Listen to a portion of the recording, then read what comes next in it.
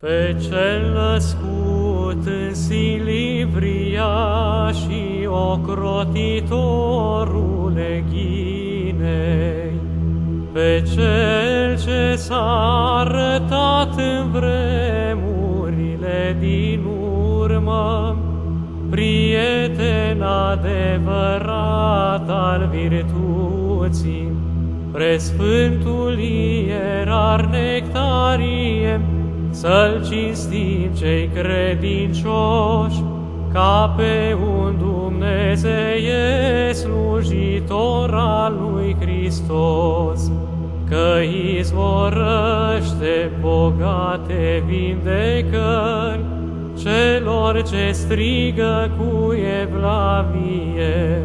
Slavă lui Hristos, celui ce te-a slăvit, slavă celui ce minunat te-a arătat, slavă